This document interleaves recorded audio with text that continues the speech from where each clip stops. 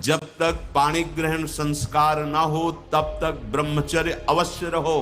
यदि उस समय तक ब्रह्मचर्य नहीं रहते तो तुम गृहस्थी को ठीक से नहीं चला पाओगे, वास्तविक अच्छे गृहस्थ नहीं बन सकते हो।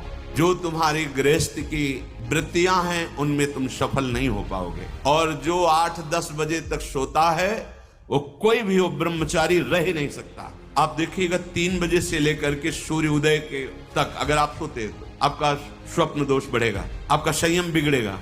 तो जैसे भजन आवश्यक है वैसे व्यायाम आवश्यक है, वैसे प्राणायाम आवश्यक है, वैसे आपको 2 किलोमीटर दौड़िए। 8 प्रकार के ये मैथुन है।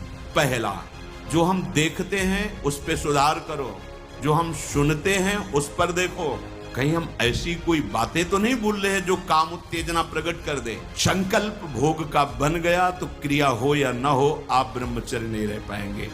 मनोवाह नाड़ी, जो ही आपका चिंतन विकारात्मक हुआ वो नाड़ी घसीटती पूरे शरीर से उस सप्तम धातु को, और वो घसीट लिया, आपने क्रिया की या नहीं की, आपका चिंतन बिगड़ा हो गया। ब्रह्मचर्य ठीक नहीं, मन भयानक चंचल बदमाश होता चला जाएगा, गंदी से गंदी बात पेश करेगा आपके सामने, गंदे से गंदे आचरण करेगा, भूल जाएगा कि हम मनुष्य हैं, पशुवत आचरण में उतार देगा। और हारिएगा नहीं। आपने यदि गलत संस्कार बना लिए तो हारिए मत। कुछ समय तक बिना चाहे वो अभ्यास आपको गिराएगा, लेकिन आप बिल्कुल नियम संयम में दृढ़ रहिए, धीरे धीरे शांत हो जाएगा। ये आप धीरे धीरे शांत हो जाएगा। ब्रह्मचर्य बहुत जोर का ये यम है। ब्रह्मचर्य के बिना जीवन मृत है, मृत जीवन।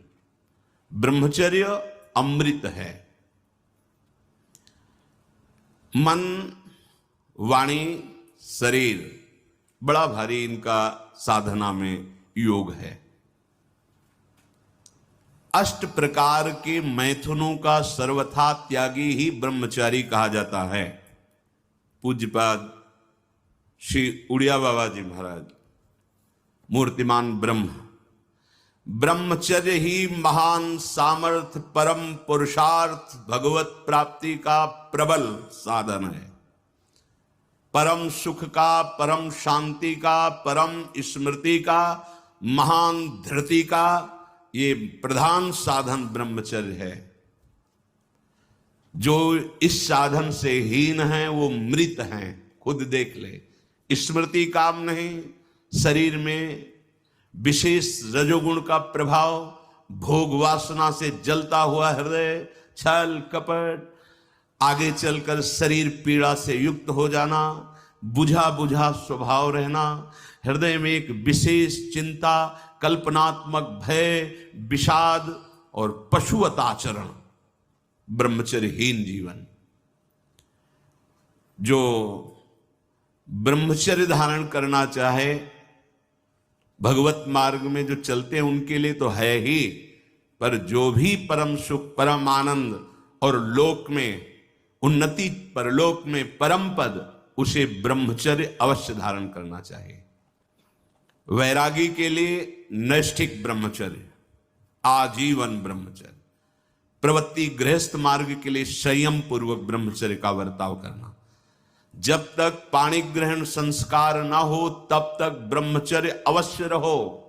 यदि उस समय तक ब्रह्मचर्य नहीं रहते तो तुम गृहस्थी को ठीक से नहीं चला पाओगे, वास्तविक अच्छे गृहस्थ नहीं बन सकते हो।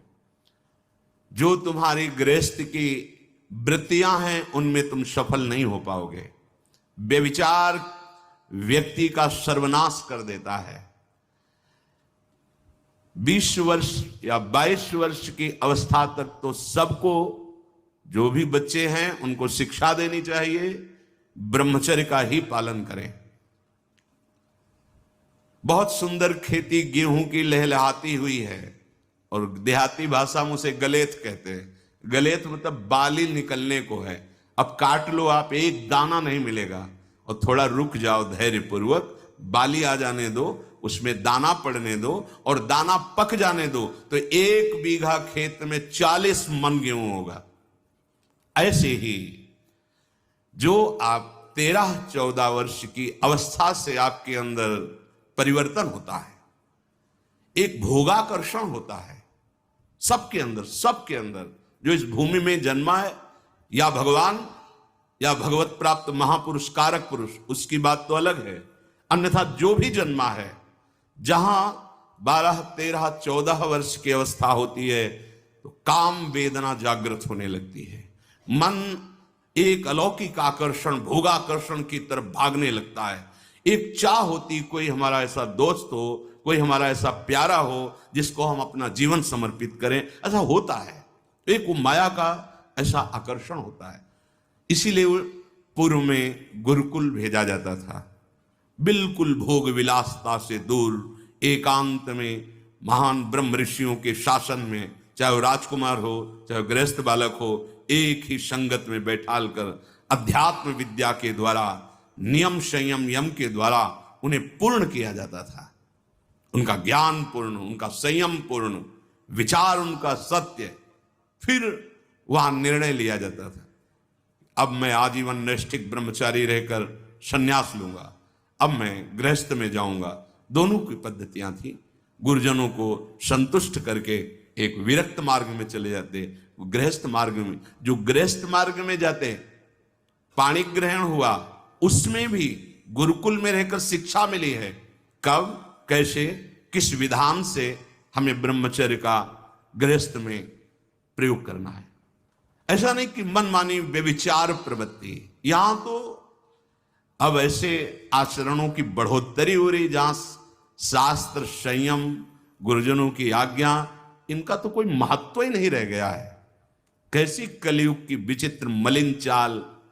जिस अवस्था में असंग रहकर विद्या का अध्ययन करना, स्वास्थ्यवर्धक चेष्टाएं करके स्वस्थ होना, समाज सेवक, देश सेवक, परिवार को सुख पहुंचाने वाला आचरण, अध्यात्म विद्या का ज्ञान, वहां छोटे से ही भोग वासना प्रवृत्ति की बढ़ोतरी, वो दोस्ती, विपरीत भावनाएं, व्यसन।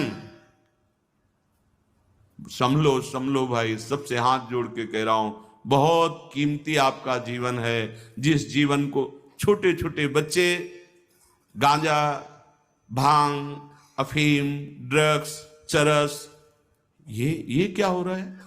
अभी आपकी 20-22 वर्ष की अवस्था है, आप व्यसन में आसक्त हो गए, आप व्यभिचार में आसक्त हो गए, तो किस बुद्धि से आप देश सेवा करेंगे? किस बुद्धि से आप अपना उद्धार या अपने परिवार को सुख पहुंचाएंगे?